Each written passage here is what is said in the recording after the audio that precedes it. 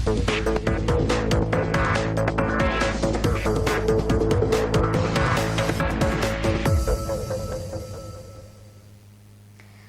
High নিউজে সকলকে স্বাগত। সঙ্গে রয়েছে আমি রিম্পি। শুরু করছে স্পোর্টস টুডে, আর শুরুতেই দেখব আজকের হেডলাইন্স।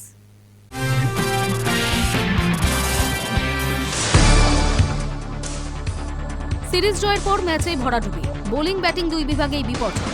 সঞ্জু ফের একবার ওপেনিংয়ে ব্যর্থ হলেন।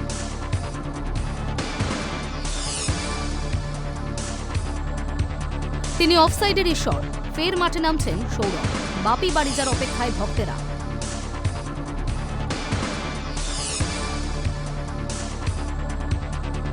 থাকবে না সেমিফাইনাল ফাইনাল, 11 বছর পর আইএসএল এ বদলে যাচ্ছে ফরম্যাট।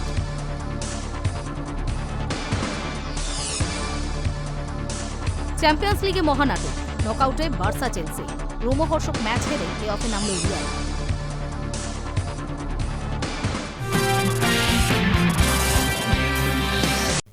সিরিজ জয়ের পরের ম্যাচেই ভরাডুবি, বোলিং ব্যাটিং দুই বিভাগেই বিপর্যয়। সঞ্জু ফের একবার ওপেনিংয়ে ব্যর্থ হলেন। কেবল সঞ্জু নন, টপ অর্ডারের দায়সারা ব্যাটিংই ভোগালো টিম ইন্ডিয়াকে। সিরিজের চতুর্থ টি-20তে ভারতকে হারালো নিউজিল্যান্ড। ইচ্ছাকৃতভাবে করা ভুলেই হার স্বীকারোক্তি অধিনায়ক সূর্যকুমারের।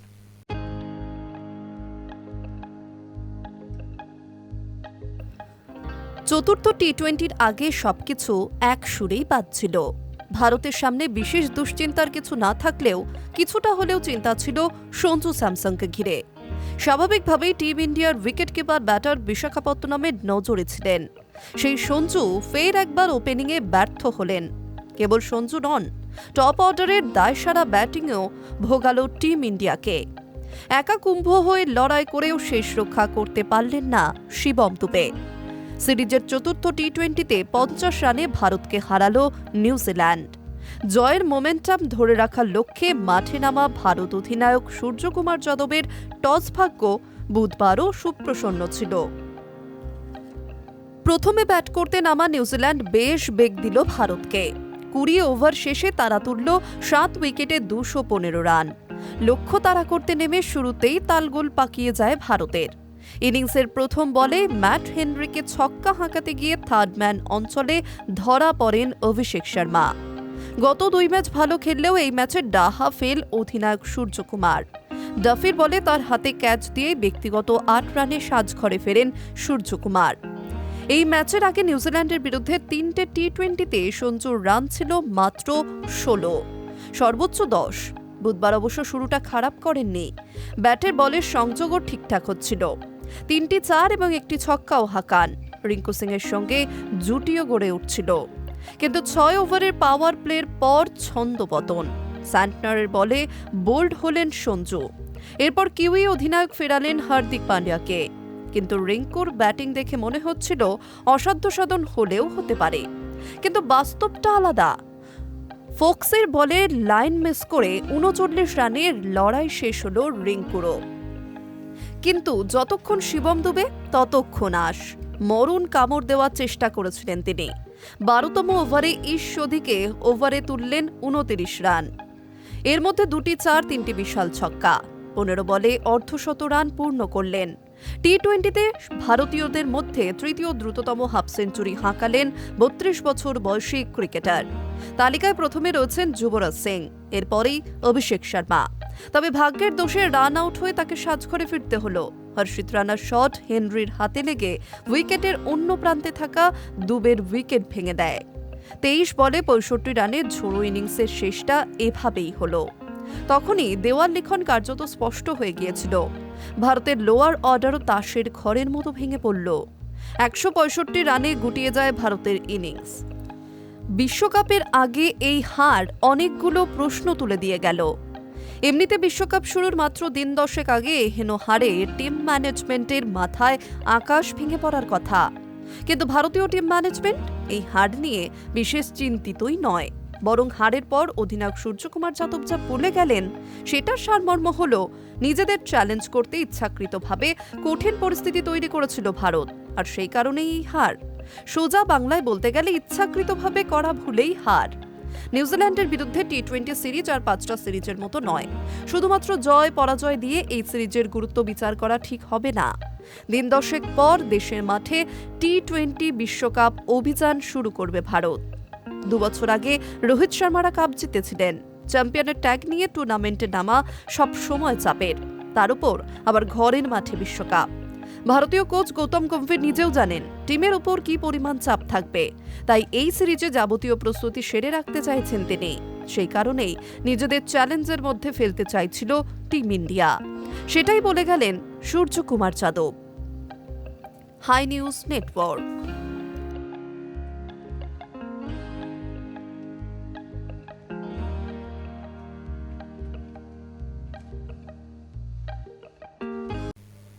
আর মাত্র কয়েকটা দিন, তারপরই ঘরের মাঠে শুরু হচ্ছে টি-20 বিশ্বকাপ। গতবারের চ্যাম্পিয়ন হিসেবে মাঠে নামবে টিম ইন্ডিয়া। তবে অভিযান শুরুর আগে 2023 বিশ্বকাপ ফাইনালে স্বপ্নভঙ্গের যন্ত্রণা মনে করিয়ে দিয়ে মেন ইন ব্লুকে সতর্ক করেছেন ভারতীয় দলের প্রাক্তন কোচ রাহুল দ্রাবিড়। আর মাত্র কয়েকটা দিন, তারপরেই মাঠে শুরু হচ্ছে টি-20 বিশ্বকাপ। গতবারের চ্যাম্পিয়ন্স হিসেবে মাঠে নামবে টিম ইন্ডিয়া। তবে অভিযান শুরুর আগে মেন ইন ব্লু সতর্ক করছে ভারতীয় দলের প্রাক্তন কোচ রাহুল দ্রাবিড়। 2023 সালের বিশ্বকাপে স্বপ্নভঙ্গের যন্ত্রণা মনে করিয়ে দিল তার বার্তা। একটা মন খারাপের দিন সমস্ত কিছু নষ্ট করে দিতে পারে। তবে ভারতীয় দলকে নিয়ে দ্রাবিড় যথেষ্ট আশাবাদী।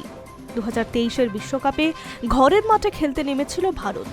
ফেভারিট হিসেবে টুর্নামেন্ট শুরু করেছিল বিরাট কোহলি ও রোহিত শর্মা।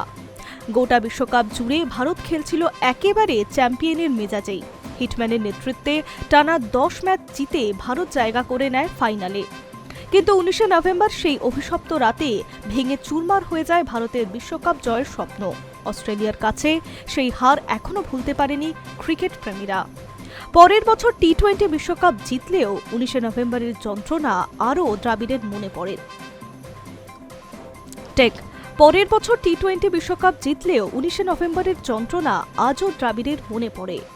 সেই জায়গা থেকে সূর্যকুমার যাদবের সতর্ক করেছেন তিনি। মঙ্গলবার একটি অনুষ্ঠানে গিয়ে দ্রাবিড় বলেন, ভারতীয় দল খুবই শক্তিশালী, কিন্তু দল যতই শক্তিশালী হোক না কেন একটা খারাপ দিন সমস্ত কিছু বিগড়ে দিতে পারে। অবশ্যই টি-20 বিশ্বকাপে ভারত ফেভারিট। সেমিফাইনাল পর্যন্ত অবশ্যই যাওয়া উচিত, কিন্তু আমার তিক্ত অভিজ্ঞতা থেকে বলতে পারি ওই নির্দিষ্ট দিনে যেন দল ভালো খেললে তার উপরেই সমস্ত কিছু নির্ভর করে। একটা ভালো ইনিংস আপনার স্বপ্ন ওলটপালট করে যেতে পারে। প্রায় 3 বছর ধরে টি-20 অপ্রতিরোধ্য ভারত। 2023 সালে আগস্ট মাসে শেষবার টি-20 সিরিজে হেরেছিল মেন ইন ব্লু। তারপর ঘরে এসেছে বিশ্বকাপ। এবার মেগা টুর্নামেন্টের ঠিক আগেই নিউজিল্যান্ডের একেবারে দুর্মুষ করেছে অভিষেক শর্মা। এই দুরন্ত ছন্দে থাকা ভারতীয় দল কোনো মরণবাচন ম্যাচে হোঁচট খাবে না এটা তো বলা যায় না। দেশের মাটিতে বিশ্বকাপ জয়ের স্বপ্ন ভেঙে যাবে না তো, সতর্ক করছে দ্রাবিড়। High news network. ভাইজান বাংলাদেশের সঙ্গে সৎ মায়ের মতো আচরণ করেছে আইসিসি। এই অভিযোগ তুলে বিশ্বকাপ বয়কট করার কথা ভাবছে পাকিস্তান ক্রিকেট বোর্ড। কিন্তু এই ধরনের সিদ্ধান্ত নিলে সেটা পাকিস্তান ক্রিকেটের জন্য আত্মঘাতী সিদ্ধান্ত হতে পারে। সেটা বুঝতে পেরে একাধিক প্রাক্তন ক্রিকেটার, প্রাক্তন বোর্ড কর্তারাই পিসিবিকে সতর্ক করছেন। ভাইজান বাংলাদেশের সঙ্গে সৎ মায়ের মতো আচরণ করেছে আইসিসি। এই অভিযোগ তুলে বিশ্বকাপ বয়কট করার কথা ভাবছে পাকিস্তান ক্রিকেট বোর্ড। ইতিমধ্যেই একপ্রস্থ সরকারের সঙ্গে আলোচনা করে ফেলেছেন পাক বোর্ডের কর্তা মহসিন নকভি। কিন্তু এই ধরনের সিদ্ধান্ত নিলে সেটা পাকিস্তান ক্রিকেটের জন্য আত্মঘাতী সিদ্ধান্ত হতে পারে। সেটা বুঝতে পেরে একাধিক প্রাক্তন ক্রিকেটার, প্রাক্তন বোর্ড কর্তারাই পিসিবিকে সতর্ক করছেন। সোমবার পাক প্রধানমন্ত্রী নওয়াজ শরীফের সঙ্গে বৈঠক করেছেন নকভি, যদিও তারা চূড়ান্ত সিদ্ধান্ত জানায়নি। জানা গিয়েছে আগামী শুক্রবার বা সোমবারের মধ্যে চূড়ান্ত সিদ্ধান্ত জানাতে পারে পাক বোর্ড। আপাতত আইসিসিকে চাপে রাখার কৌশল নিচ্ছে পিসিবি। যদিও জয়সার আইসিসি পাল্টা প্রস্তুতি নিয়ে ফেলেছে। বিশ্বকাপ বয়কট করলে কি কি শাস্তির মুখে পড়তে হতে পারে পাক বোর্ডকে, এই সংক্রান্ত একটি হুঁশিয়ারি আইসিসি সূত্রে বলে দেওয়া হয়েছে। প্রাক্তন পাক অধিনায়ক মোহাম্মদ হাফিজ বলছেন, বাংলাদেশের পাশে দাঁড়ানো অবধি ঠিক ছিল, কিন্তু দলকে বিশ্বকাপে খেলতে না পাঠানোর কোনো অর্থ নেই। সেটা আমাদের জন্য মারাত্মক সিদ্ধান্ত হতে পারে। সব দিক ভেবেচিন্তে সিদ্ধান্ত নেওয়া উচিত। পাক বোর্ডের প্রাক্তন চেয়ারম্যান খালিদ মাহমুদও বলছেন, আমাদের সঙ্গে শ্রীলঙ্কার সম্পর্ক তো খারাপ নয়। পাকিস্তান খেলতে না গেলে তো শ্রীলঙ্কারই লোকসান, আর ভারত পাক ম্যাচও শ্রীলঙ্কায় হওয়ার কথা। তার বক্তব্য ভুলে গেলে চলবে না, পাকিস্তান ছাড়া আর কোনো বোর্ড কিন্তু বাংলাদেশের পাশে দাঁড়ায়নি। আমরা পাশে দাঁড়িয়েছি, এর বেশির কোনো প্রয়োজন নেই। পাক বোর্ডের আরেক প্রাক্তন কর্তা আরিফ আলী আব্বাসি বলছেন, আমাদের সমস্যা ভারতের সঙ্গে, কিন্তু ম্যাচ তো পাকিস্তানে। আইসিসি ইতিমধ্যে এক প্রকার হুমকি দিয়েছে, বিশ্বকাপে না এলে চরম মূল্য দিতে হবে পাকিস্তানকে। মোটা আর্থিক জরিমানা, নির্বাসন, সম্প্রচার সত্ত্ব, স্পন্সরশিপ বাতিল, পিএসএল-এ অনিশ্চয়তা, এমন হাজারো সমস্যায় পড়তে হবে পাক দলকে। সেই ভয়ই হাফিজরা সতর্ক করছেন পাক বোর্ডকে। High news network.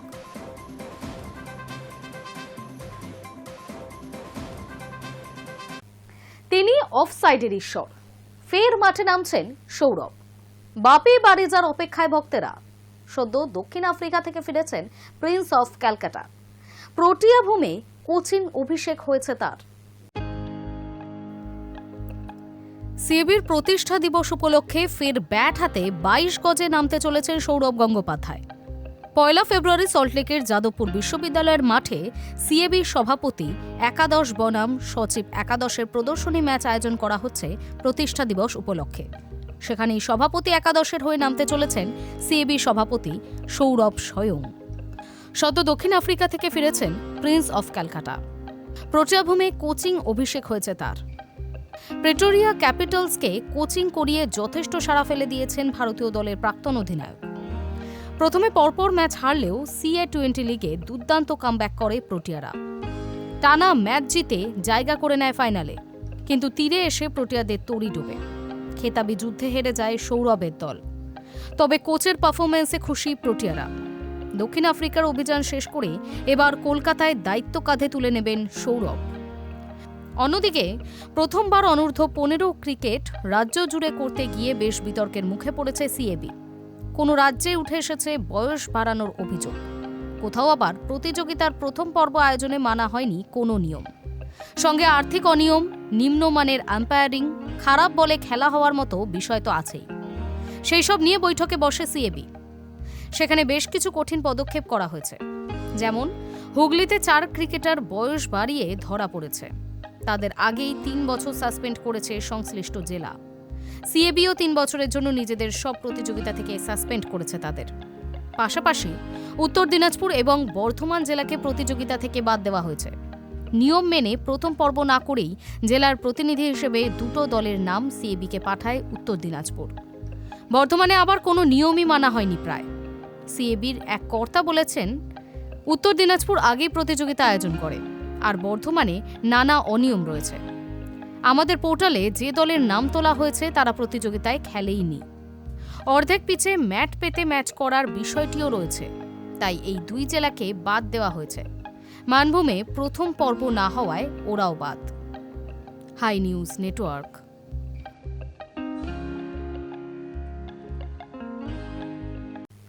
থাকবে না সেমিফাইনাল, ফাইনাল। 11 বছর পর আইএসএল-এ বদলে যাচ্ছে ফরম্যাট। ইন্ডিয়ান সুপার লিগ দেশের সর্বোচ্চ লিগ হলেও এতদিন ধরে গত 11টা মরশুম জুড়ে শুধুই লিগ ছিল না, ছিল লিগ কাম নকআউট প্রতিযোগিতা। আইএসএল-কে ঘিরে গত 11টি মরশুমে যা হয়েছে তার থেকে এই মরশুমে নিয়মের পরিবর্তন ঘটতে চলেছে। ইন্ডিয়ান সুপার লিগ দেশের সর্বোচ্চ লিগ হলেও এতদিন ধরে গত 11টা মরশুম জুড়ে শুধুই লিগ ছিল না, ছিল লিগ কাম নকআউট প্রতিযোগিতা। অর্থাৎ শুরুতে লিগ, তারপর লিগ টেবিলের প্রথম 6টি দলকে নিয়ে নকআউট। কিন্তু এই মরশুমে সেই নিয়ম বদলে গিয়ে শুধুই লিগ হচ্ছে, যার অর্থ সিঙ্গেল লিগে 14টি দল 13টি করে ম্যাচ খেলার পর যে ক্লাবের পয়েন্ট লিগ টেবিলে সর্বাধিক থাকবে সেই ক্লাবকেই এই মরশুমের ইন্ডিয়ান সুপার লিগ চ্যাম্পিয়ন বলে ঘোষণা করা হবে। চ্যাম্পিয়ন হওয়ার জন্য কোনো সেমিফাইনাল, ফাইনাল ম্যাচ খেলতে হবে না। এই মরশুমে আইএসএল-এর ফরম্যাট বদলানোর একটাই কারণ, সময়ের অভাব। সেই কারণে সুইস মডেলে কারো হোম ম্যাচ, কারো অ্যাওয়ে ম্যাচ করে সিঙ্গেল লেগে এবারের প্রতিযোগিতা হচ্ছে। সিঙ্গেল লিগ শেষ হওয়ার পর নকআউট প্রতিযোগিতা করতে হলে যে সময়টুকু লাগবে এই মরশুমে সেই সময়টা নেই, তাই শুধুই লিগ। আপাতত সবার লক্ষ্য ব্রডকাস্টিং পার্টনার কোন কোম্পানি হবে সেই দিকে। যতক্ষণ না বিট পেপার খোলা হচ্ছে ততক্ষণ সরকারিভাবে বলা যাবে না কোনো সংস্থা ম্যাচ সম্প্রচার করার জন্য এগিয়ে আসছে নাকি শেষ পর্যন্ত কাউকে না পেয়ে দূরদর্শনের শরণাপন্ন হতে হবে। এদিকে এই মরশুমের আই লিগের কাঠামো ও পরিচালন ব্যবস্থাপনা নিয়ে গুরুত্বপূর্ণ প্রস্তাব পেশ করল ক্লাবগুলি। বুধবার নয়াদিল্লিতে আয়োজিত এক বৈঠকে আই লিগের প্রতিনিধিরা ফেডারেশনের আধিকারিকদের সঙ্গে আলোচনা করেন। সেখানে গভর্নিং কাউন্সিলের পাশাপাশি ম্যানেজিং কমিটি গঠনের প্রস্তাব দেওয়া হয়েছে। ক্লাবগুলির প্রস্তাব অনুযায়ী এই মরশুমের আই লিগ হবে 2 পর্বের ফরম্যাটে। শুরু হতে পারে 21শে ফেব্রুয়ারি থেকে। প্রথম পর্বে অংশগ্রহণকারী দলগুলি হোম ও অ্যাওয়ে ভিত্তিতে সিঙ্গেল লিগে একে অপরের মুখোমুখি হবে। দ্বিতীয় পর্বে দলগুলি 2টি ভাগে ভাগ করা হবে। প্রথম পর্বের শীর্ষে থাকা দলগুলির হোম ও অ্যাওয়ে ভিত্তিক চ্যাম্পিয়নশিপ রাউন্ডে খেলবে, আর নিচের অর্ধেক দল সেন্ট্রাল ভেন্যুতে খেলবে রেলিগেশন রাউন্ডে। এক্ষেত্রে প্রথম পর্বে অর্জিত সব পয়েন্ট দ্বিতীয় পর্বেও বহাল থাকবে। High news network.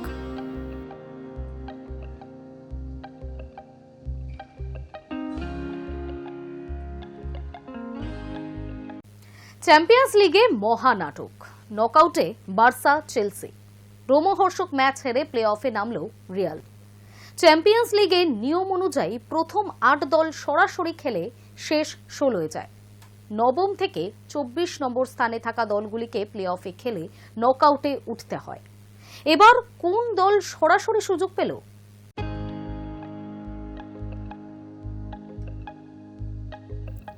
Classic UCL night. দক্ষিণ এশিয়ার ফুটবল প্রেমীরা চ্যাম্পিয়ন্স ট্রফির নাটকীয় রোমহর্ষক রাতগুলিকে এই শব্দবন্ধেই বর্ণনা করেন। বুধবার প্রকৃত অর্থেই এমনই এক নাটকীয় ক্লাসিক ইউসিএল নাইটের সাক্ষী থাকল ফুটবল বিশ্ব। টান টান লড়াই, দক্ষতা, ছন্দবদ্ধ ফুটবল, রেকর্ড, শেষ মুহূর্তের কামব্যাক, হৃদয়ভঙ্গ, সবটাই উপভোগ করলেন ইউরোপীয় ফুটবল প্রেমীরা। ঠিক হয়ে গেল ইউরোপের সেরা ক্লাব ফুটবল টুর্নামেন্টের নকআউট পর্বে কারা সরাসরি সুযোগ পাবেন আর কাদের খেলতে হবে প্লে অফে। এমনিতে শেষ ম্যাচ ডের আগে মাত্র 2টো দল সরাসরি শেষ 16-এ খেলা নিশ্চিত করেছিল, একটা আর্সেনাল, আরেকটা বায়ার্ন মিউনিক। এদিন আরও 6টি দল শেষ 16-এ সরাসরি উঠে গেল। সেগুলি হল Liverpool, Tottenham Hotspur, Barcelona, Chelsea, Sporting CP, Manchester city. শেষ ম্যাচ ডেতে বার্সেলোনা অনায়াসে হারালো কোপেনহেগেনকে। ইয়ামালরা জিতলেন 4-1 গোলে। গোল করলেন ইয়ামাল, রাফিনহা, লেভানডস্কি এবং র্যাশফোর্ড। গালাতাসারেকে অনায়াসে হারালো পেপ গুয়ার্দিওয়ালার ম্যান সিটি। তারা জিতল 2-0 গোলে। লিভারপুল 6-0 গোলের বিরাট ব্যবধানে হারালো কারাবাককে। এদিন গ্রুপ পর্বের অন্যতম টানটান ম্যাচ হল নাপোলি বনাম চেলসির। অ্যাওয়ে ম্যাচে পিছিয়ে পড়েও ইটালির ক্লাবগুলিকে 3-2 গোলে হারিয়ে সরাসরি শেষ 16-এ নাম লেখালো চেলসিও। ইংল্যান্ডের ক্লাবগুলির মধ্যে ইউরোপের সেরা টুর্নামেন্টে সবচেয়ে বেশি বার নকআউটে খেলার রেকর্ড করল ব্লুজরা। এ তো গেল সাফল্যের কাহিনী, উল্টো ছবিও আছে। সম্ভবত শেষ ম্যাচডের সবচেয়ে আকর্ষণীয় লড়াই দেখা গেল রিয়াল মাদ্রিদ বনাম বেনফিকার মধ্যে। গ্রুপ পর্বে নিজেদের শেষ ম্যাচে জোসে মোরিনহোর বেনফিকার বিপক্ষে 4-2 গোলের ব্যবধানে হারল রিয়াল। একটা সময় রিয়াল ম্যাচে এগিয়েও ছিল, কিন্তু জোসের দলের পাল্টা আক্রমণ সামলাতে পারেনি রিয়াল রক্ষণ। মজার কথা হলো শেষ ম্যাচের আগে রিয়াল যখন পয়েন্ট টেবিলের 3য় স্থানে, 1 হারে তারা নেমে গেল 9ম স্থানে। ফলে এবার প্লে অফে খেলতে হবে 15 বারের ইউরোপ চ্যাম্পিয়নদের। এছাড়াও প্লে অফে খেলতে হবে গতবারের চ্যাম্পিয়ন পিএসজিকেও। শেষ ম্যাচ জিতেও সরাসরি নকআউটে খেলার সুযোগ পায়নি তারা। চ্যাম্পিয়ন্স লিগের নিয়ম অনুযায়ী প্রথম 8 দল সরাসরি খেলে শেষ 16। 9ম থেকে 24 নম্বর স্থানে থাকা দলগুলিকে প্লে অফে খেলে নকআউটে উঠতে হয়। সরাসরি শেষ 16-এ যারা Arsenal, Bayern Munich, Liverpool, Tottenham Hotspur, Barcelona, Chelsea, Sporting CP, Manchester. Play অফে যারা রয়েছে Real Madrid, Inter Milan, PSG, Newcastle United, Juventus, Atletico Madrid, Atalanta, Bayer Leverkusen, Borussia Dortmund, Olympiacos, Club Brugge, Galatasaray, Monaco, Qarabag, Bodo Glimt ও Benfica. Hi news network.